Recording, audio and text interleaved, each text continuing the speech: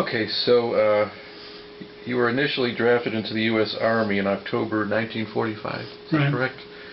And I think it said you were 18 at the time, but you were allowed to finish high school. They allowed us. They gave us a diploma. Oh, okay. Because I went to summer school. Oh, okay. And then you were sent, or so you were processed at Fort Meade, correct? Right. And then sent to Fort Bragg for basic training. 8 weeks. Okay. This way we knew which end of a rifle the bullet came out. Yeah, that's always helpful. And then in March 1946, you were assigned to the 1st Division Field Artillery, which is also known as the Big Red One, and they were in Hamburg, Germany. Right. What can you tell us about that? Not a whole lot. You know, kid 18 years old, and you're thrown in with all these war veterans. Yeah. All those guys that decided to stay on with such a good life. And so it was a battle because all the upper ranks were pretty well taken. Yeah. Okay, and then in the Big Red One, they were involved in a lot of the major battles in World War II, Battle of the Bulge, I believe, and a lot of others. And then in July of '46, the division was moved to Regensburg, Germany. Right. And then they were moved to Dachau, Germany, in October of that same year. Right. Of course, Dachau was the site of the Dachau concentration camp. Right. And what were some of the things you saw when you first arrived at Dachau? Well, it had been very well cleaned up, obviously. Yeah. Someone told me, Jim, you see that hill? There's 45,000 people buried there. Wow. Yeah. And they had cleaned all the pens out, you know. Yeah. And I had a bunch of those pictures. I guess I finally discarded them. Yeah, I think I saw them when I was a kid. Yeah, the people actually in those things. In the crematoriums. And absolutely inhuman. Yeah. But on the other hand, the Germans had a hard enough time existing, because don't forget we had 1,000 bombers a night, you know, during the war. Right. So there was an awful lot of damage done. Right. And you told me when you got there something about there were lampshades and things you saw, and they told you don't touch those. Oh yes, when I first went on the trial. Yeah. And the Buchenwald trial, and there was a table of beautiful stuff, lampshades, all kind of thing. Yeah. And I went over, hey, don't touch it. I said, what? Well, what's the matter? That's human skin. Yeah. What she used to do, the commandant's wife, she used to pick out the guys. Yeah. And she'd say, that one, particularly nice tattoos. Yeah. She loved tattoos. Yeah. And she'd have them skinned. Wow. She said, we're going to die anyhow. What's the problem? Yeah, right. Oh. So we're talking about the Dachau trials were going on at that time, and inside the concentration camp, and basically they transformed, I think, one of the buildings there in the camp into the actual trial, which the Allied forces. The big ones were in Nuremberg at the time. Right. They were all the top generals. Yeah. Right. And this was after Nuremberg. Right. And you know, Dachau, I had read that they estimated there were over 30,000 known deaths there. Those are just the ones that were recorded. But to be fair, too, there were a lot of Germans killed every night.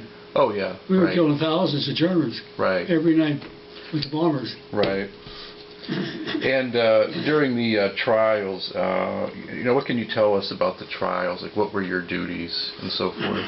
Well, I was on for a while, and what I would do is they'd have a witness, and I'd get acquainted with him. And the first time I went to pick up this witness, this poor guy, he looked at me and he started screaming, hollering, what's the matter? Yeah. They think you're a kraut, because you look like one. Oh, yeah. Yeah. So. Well, your mom was part German, wasn't she? Oh yeah. So you have some German in you. Yeah. And I told him, I said, you have to, actually, if the war was still on, I wouldn't be here. Yeah. I'd be in Japan. Oh yeah, right. That's true. Yeah. And what were your duties during the war trials? I worked the trials for a while, and I couldn't take it anymore. Yeah. And I went to the sergeant, and I asked him, I said, I've got to get off. Got to get off. Yeah. And then they said, well, you can run the officers and the top 3 mess. Mm-hmm. So that's what I did until I got discharged. Right. And I think during the trials, didn't you escort witnesses? Yes, back to what we call a DP, depressed people camp.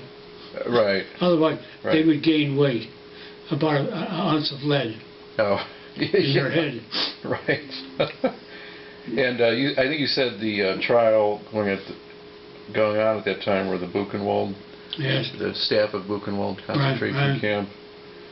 Okay. And anything that comes to mind, like when you were transporting people, anything interesting or? Not really, because as I said, I took over the officers' mess and the top 3, and I ran that until I got discharged there. Right. It was just too hard hearing all those stories. Yeah. Oh. Yeah. So basically, they took the SS officers and they put them in the concentration camp. Is that correct? Oh, yeah, they were the ones. They were doing all the cooking and serving. Yeah. And these guys were generals and colonels, and to tell you the truth, they all parted Rue Francais,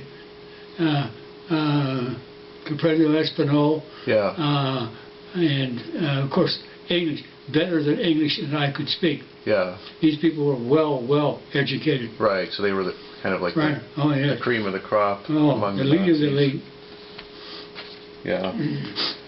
And what was the story you told me about? You told one of the guys that if a certain bull got below a certain point, you were going to shoot him or something, and he believed you. Do you remember that? Or I think one of the I don't know if he was SS or. But I think you guys were joking with him, and he thought you were serious. They didn't like us joking like that with them. Yeah. Did you tell me you went to had dinner at someone's house there? One of the Germans. Oh yeah, the civilians that worked there. Oh yeah. And I talked to this one civilian. And in fact, I brought him some food, of course. Yeah. And he said, Jim, he said, we knew what was going on in that camp. He said, if we had tried to interfere, we'd have been in there. Oh yeah. He said, don't forget, they weren't all just, other than that. He said, there were a lot of Germans in there too. Oh yeah, right. Right. Well, I read that in Dachau there were over 2,700 clergymen that were also confined to the concentration camp. And chopped down all the big trees. Yeah, because they didn't want people turning to religion or anything else other than themselves. And I read most of them were from Poland, some were from Germany. A large majority were Catholic priests that were in there. And I don't think people realized that. Anyone who spoke anything that was against the Third Reich.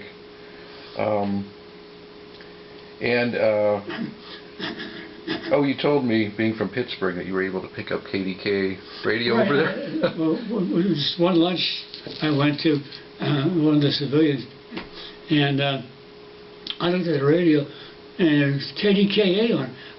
That's where I was born and raised. Yeah. We used to get it all the time. This radio is getting kind of old now. Doesn't pick it up too well. Yeah. Any interesting stories you can think of? Anything that happened while you were over there?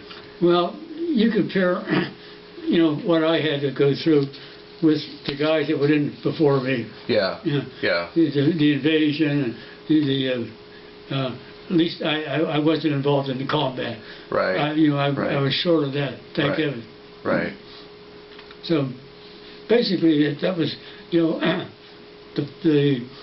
couple of years I spent in Germany. Mm-hmm. All right. Well, I think that'll wrap it up for us. Fine.